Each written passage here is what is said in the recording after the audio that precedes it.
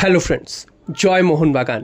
সমস্ত নাটকের অবসান ডুরান্ড কোয়ার্টার ফাইনালে ডার্বি হচ্ছে, অর্থাৎ Mohun Bagan East Bengal derby Durand quarter ফাইনালে আগামী 17 তারিখ কিন্তু দেখতে পেতে চলেছি। তো এইটা নিয়ে দিনভর নাটক চলেছে, কি হবে, কোথায় আদৌ ডার্বি হবে কি না, বা অন্য কোনো দলের সাথে খেলা পড়বে কি না। কারণ অনেক দিন ধরেই বোঝা যাচ্ছিল যে ডুরান্ড কমিটি এই কোয়ার্টার ফাইনালে ডার্বি যেভাবেই আয়োজন করবে, তারা আর রিস্ক নিতে চাইছে না সেমিফাইনাল বা ফাইনাল অবধি। তো একটা ম্যাচের উপরই নির্ভর করে একটা টুর্নামেন্টের পুরো ভবিষ্যৎ বা খরচাপাতি। তো এই ম্যাচটাকে যেভাবেই হোক তারা করাতে যায়। তো সেই জন্য কিন্তু আমরা জানতামই আগে থেকে যে এই ডার্বি ম্যাচটা কোয়ার্টার ফাইনালে আয়োজন করা হবে, সে মোহনবাগান ইস্টবেঙ্গলের পজিশন যাই হোক না কেন।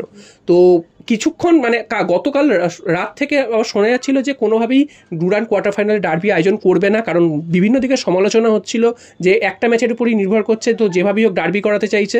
তো তখন শোনা যাচ্ছিল যে মোহনবাগান হয়তো খেলতে পারে জামশেদপুরের সাথে, ইস্টবেঙ্গল খেলতে পারে ডায়মন্ড হারবারের সাথে। তো এতক্ষণ একটু আগেও কিন্তু জানা গিয়েছিল যে মোহনবাগান কোয়ার্টার ফাইনাল খেলছে জামশেদপুরের সাথে, জামশেদপুরের মাঠে। তো কিন্তু তারপরেই হঠাৎ পট পরিবর্তন হলো এবং সমস্ত কিছু চেঞ্জ হয়ে হঠাৎ করেই ডুরান্ড কমিটি থেকে ঘোষণা করা হলো যে জামশেদপুরের সাথে কোয়ার্টার ফাইনালে খেলবে ডায়মন্ড হারবার এফসি, এবং মোহনবাগান ইস্টবেঙ্গল চতুর্থ কোয়ার্টার ফাইনালে খেলতে চলেছে। তো বুঝতেই পারছো আরও একটা ডার্বি। এবার প্রশ্ন হচ্ছে, ডার্বি তো হবে আমরা জানতাম, তো এত নাটকের কি দরকার ছিল? এবং যে ড্র হবে বলেছিল লাইভ, সেই ড্র কোথায় লাইভ হয়েছে কেউ দেখতে পাইনি। তো যাই হোক, ডার্বি হচ্ছে। এবার প্রশ্ন হচ্ছে টিকিট বন্টন কি হবে, কারণ প্রত্যেক বছরই আমরা দেখি এই ডার্বি হলে নতুন একটা করে নাটক তৈরি হয় যে টিকিট নিয়ে কালোবাজারি এবং টিকিটের ক্রাইসিস। তো এত আসন থাকা সত্ত্বেও কোনো টিকিট কিন্তু সাধারণ মানুষ পায় না, সেটা বিভিন্ন জায়গায় ডিস্ট্রিবিউট হয়ে যায়। তো এবার প্রশ্ন হচ্ছে এই ডুরান্ড কোয়ার্টার ফাইনালের টিকিটের কী ব্যবস্থা করা হবে, কারণ তোমরা জানো যে টিকিট কিন্তু প্রচণ্ড চাহিদা থাকবে ডুরান্ড কোয়ার্টার ফাইনালে, এবং আবার কিন্তু একটা কালোবাজারি হওয়ার সম্ভাবনা রয়েছে, আবার কিন্তু টিকিটের ক্রাইসিস হওয়ার সম্ভাবনা রয়েছে, যার ফলস্বরূপ কিন্তু সাধারণ সমর্থকরা এর থেকে বঞ্চিত হয়। এবং ডুরান্ড কমিটি কিন্তু এটা প্রত্যেক বছর দেখেও না দেখার ভান করে বসে থাকে, এবং তারা কিন্তু কিছুই জানে না এমন একটা ভাব করে। বুকমাই শো থেকে প্রত্যেকটা ম্যাচের টিকিট কিন্তু দেওয়া হয়, কিন্তু ডার্বি ম্যাচ হলেই সমস্ত টিকিট অফলাইনে দেওয়া হয়। তো এখন সবে ঘোষণা করেছে যে মোহনবাগান ইস্টবেঙ্গল ডার্বি হচ্ছে। এবার টিকিট বন্টনটা কী হয় সেটা নিয়ে কিন্তু আমাদের প্রত্যেকেরই নজর রয়েছে। টিকিট বন্টনটা কী করবে, কীভাবে করবে, সাধারণ সমর্থক পাবে কি না, বা পেলেও কীভাবে, অনলাইনে দিলেও কীভাবে, সেটা কতক্ষণ থাকবে, সেটাও কিন্তু আমাদের একটা প্রশ্ন। তো এটা তো নিশ্চিত হয়ে গেল যে ডুরান্ড কোয়ার্টার ফাইনালে মোহনবাগান ইস্টবেঙ্গল হচ্ছে। এবার প্রশ্ন হচ্ছে মোহনবাগান তাহলে কতটা তৈরি? আমরা কিন্তু অনেকটাই তৈরি রয়েছি, কারণ লাস্ট ডায়মন্ড হারবার এফসি ম্যাচটা কিন্তু আমাদের কাছে একটা বড় পরীক্ষা ছিল। ডায়মন্ড হারবারই কিন্তু এই মৌসুমে সবথেকে কঠিন দল মোহনবাগান এখন অবধি ফেস করেছে, এবং সেই ম্যাচে শুধু যেতেই নি 5 গোলের মালা পরিয়ে বাড়ি পাঠিয়ে দিয়েছে। তো এবার সামনে হচ্ছে ইস্টবেঙ্গলও ভালো ফর্মে রয়েছে, তারাও কিন্তু পরপর 3টে ম্যাচ জিতেছে এবং বড় ব্যবধানে জিতেছে। তবে ইস্টবেঙ্গল যেসব দলগুলোর সাথে খেলেছে সেগুলো একটাও পাতে দেওয়ার যোগ্য নয়। দুটো দল তো তারা একদম একাডেমিক দল, তারা হয়তো ফুটবলই খেলে না, শুধু এই টুর্নামেন্টটা খেলার জন্য তারা এসছে।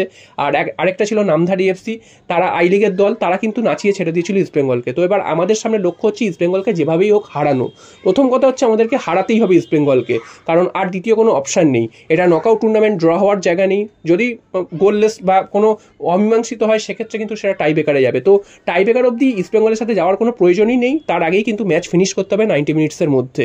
আর হ্যাঁ, এখানে কিন্তু টাই বেকার হবে 90 মিনিটসের পরে, এখানে কিন্তু এক্সট্রা টাইম খেলা হবে না, একমাত্র যদি সেটা ফাইনাল হয় সেক্ষেত্রে কিন্তু এক্সট্রা টাইম খেলা হবে।